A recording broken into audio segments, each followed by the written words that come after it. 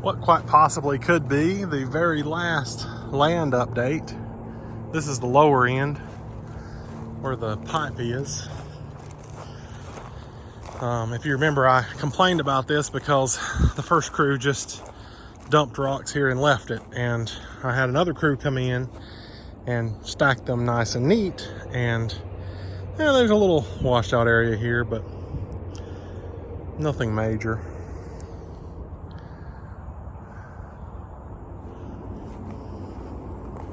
So let's talk about how we got to this point.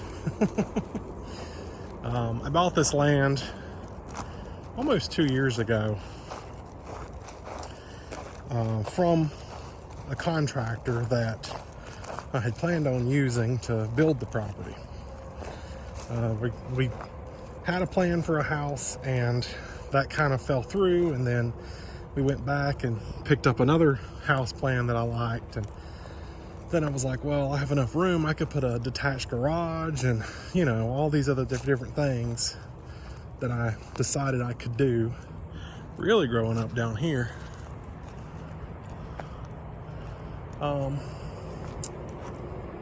But, you know, all these different things I thought I might want to do. And so we decided on a house plan and a garage plan. And he told me, you know, give him a deposit of $30,000 and he would get started. Well, he got his crew down here to, you know, start clearing the land and doing all that. And I thought, you know, whatever, 30,000. As long as he shows me where it's going, I'll be fine. At the time, I had plenty of money. It wasn't a big deal. It wasn't a concern. So I gave him his $30,000. Well, a few weeks later, he's wanting to know if he can have more money. I'm thinking, why? Like, you know, the amount of work that's been done down here doesn't total $30,000 yet. Sorry, I'm trying to do this with one hand. So he's like, you know, oh, we had to pay for this and we had to pay for that. And, you know, we had to get this permit and that permit and all this other bunch of stuff. And that's where all the money went. And I'm like, okay, well, let me check into that. So I knew the crew that was working down here to clean up the land and do all the grading. So I asked the guy, you know, like, what has he paid you so far? He says he's paid you, you know, $20,000 of the 30 that I had. He hadn't paid them a dime. Basically what it came down to was he had taken the $30,000 that I had given him and used it to pay for another job that he misappropriated the money on. And this was a continual process for him, continually borrowing from one job to pay for another, robbing Peter to pay Paul, as they say. And it was at that point that I realized this wasn't going to work. I also had some people telling me, you know, hey, we used him, our house is in shambles, it's not inhabitable, we're going to have to sue him, all this stuff. So I pulled the plug and I told him that he needed to give me actual receipts for what he had paid so far and cut me a check for the rest, and we'd just start over. Well, he sent me $35,000 worth of receipts that were all fake. And that only further proved that that wasn't going to work. So after going through all the receipts that he claimed he had paid and calling each person on the receipts if they were real, I concluded that he had paid out an actual amount of about $5,000. Nope, it was $15,000. I'm sorry. So he had actually paid $15,000. I had another piece of land that he was working on. He had paid $10,000 there, and he had paid out $5,000 on this property. But that would mean that he owed me $15,000. So I basically just called him up. He had a business partner, which is probably still his business partner, that handled more of the financial stuff. So we did a three-way call. I basically told him, like, you know, I did my homework. This is what you've actually paid. You owe me $15,000. Go ahead and cut me a check, or I'll contact my attorney. And I proactively did contact my attorney, just to make sure, you know, all is on the up and up with this. The threat of an attorney worked. Didn't have to get them involved. He paid, no questions asked. He met me here on the property, gave me the $15,000, and I fired him. I told him that I can't work with someone like that I can't trust. And clearly I couldn't trust him. So obviously he was mad that he had gotten fired, but he tried to do everything he could to save face, to get me to, you know, give him another chance, blah, blah, blah, blah, blah. So he tried to play nice for a little while.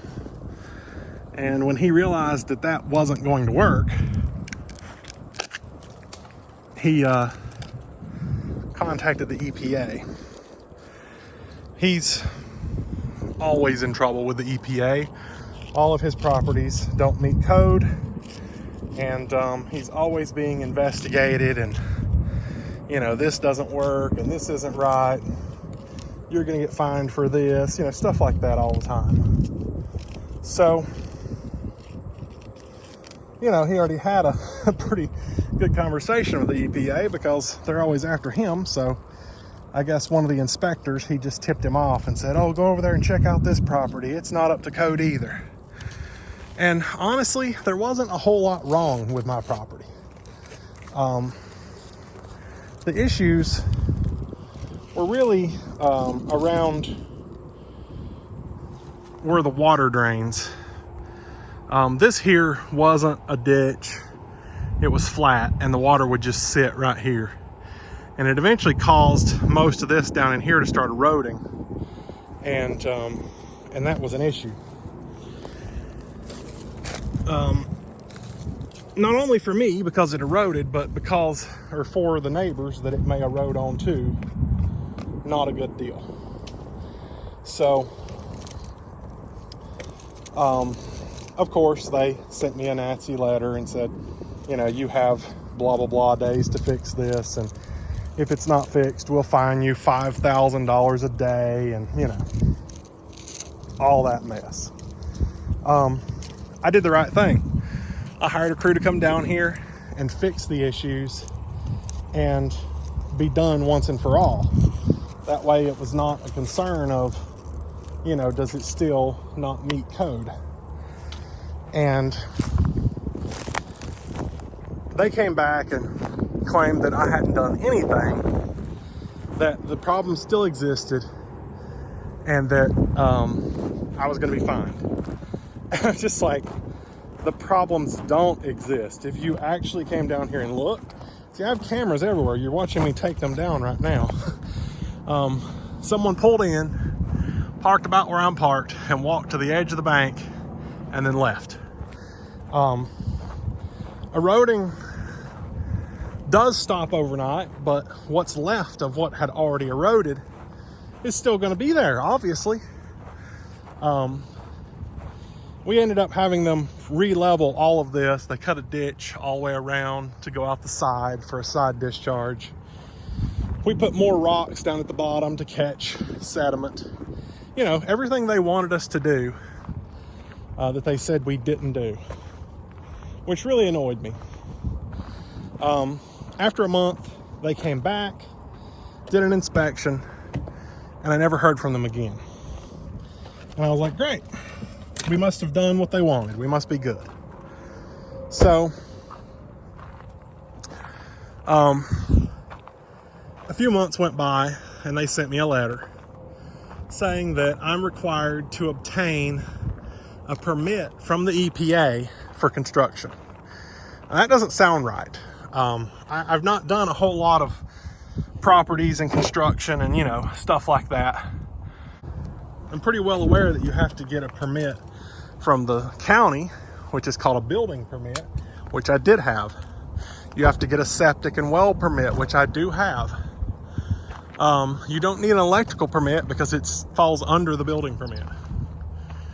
So it really caught me off guard that they're asking me to buy this permit for $100 a year through the EPA. But basically, from what I was explained, you don't normally have to get it, but once they get involved, you do have to get it until your construction is complete. Well, as you know, I ran out of money and we never started building anything. We got the land to a acceptable permanent state. We planted grass on all of it and we left it. And we thought, I own this land. It's nearly 5 acres. I bought it with cash. I don't have a loan on it. I don't have any kind of liens. It's a nice piece of property. And hopefully one day this one over here will come for sale and I can buy the next piece of property that's 5 acres and have close to 10. That was the plan. And the EPA sent me a letter just about a week ago wanting me to renew my $100 annual construction permit. And I told them, oh, no problem. We're not doing any construction. The land is at a permanent state. We're not going to build anything. At least not for the near future. So just go ahead and cancel that because we don't need it. Well, that's not how the EPA works. To cancel it, you have to have a completed inspection and certificate to occupy, which means there has to be something built and you have to be able to live in it. There's no, we're going to cancel the build, cancel the permit. And the only other way to cancel the permit is to sell the property. But if you sell the property, the new owner has to file for the same permit now before they'll cancel it. This property was a great idea. And that's about all it was an idea. It never came to fruition. We had trespassers, so I put a log across and another log across and yep. But it just never came to be. And it seems like it's just a huge pile of money now. You've got the EPA constantly wanting something. And if it's not money, it's, that's what it all boils down to is money. They'll come back and say, oh, well, you're in violation of this, this, this, and this.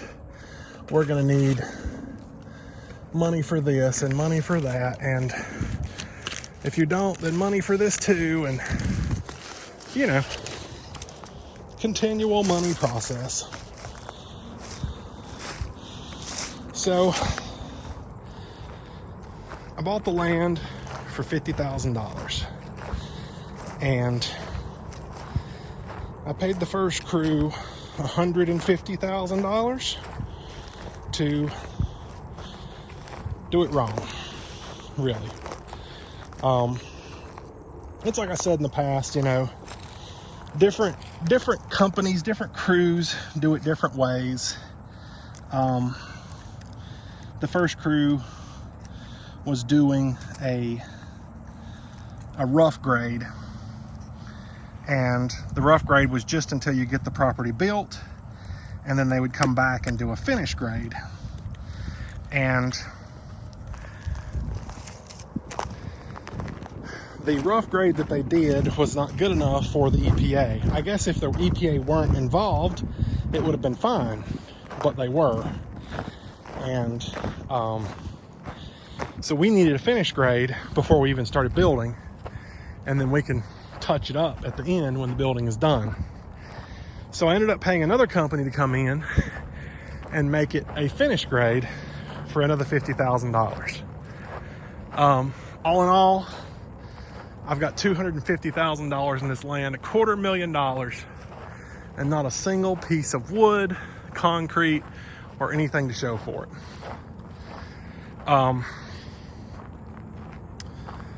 That's just how it goes, you know. 50,000 did include 2 septic tanks. Not 50,000, 250,000 did include 2 septic tanks, all the gravel and rock that we put down, the temporary power pole with cameras on it that I'm gonna have to come back and get it another day. I love interruptions because it just cuts my video off and then I have to start a new video. So now we're 3 parts in, haven't even gotten to the point. So yeah, as it sits right now, I'm gonna pick up my other 4 cameras that are still here, and my realtor is gonna list it. We did an assessment to see what it's worth at its current state, and I aim to list it for $175, unless of course we're waiting to hear back if this can be used as commercial property, and if that's the case, we're probably going to list it for more like $200, because this would be a great spot for a big commercial building. There's a lot of land, a lot of room for everything. You know, you put your parking lot over here and put the whole building over there, and it's nice and tucked away. There's nothing, you know, there's no issues. So that's the plan. And honestly, you know, I could probably keep this land. I could probably pay the $100 a year for the permit, but I feel like this is a never-ending process. The EPA is going to be down my neck for the rest of my life, as long as I'm here. Now that they have been involved in this property, they're not going to leave. They're not going to stop harassing. They're not going to stop everything they do. And I don't want to deal with it. I'm probably going to take the money that I get from this land and go buy an already made house.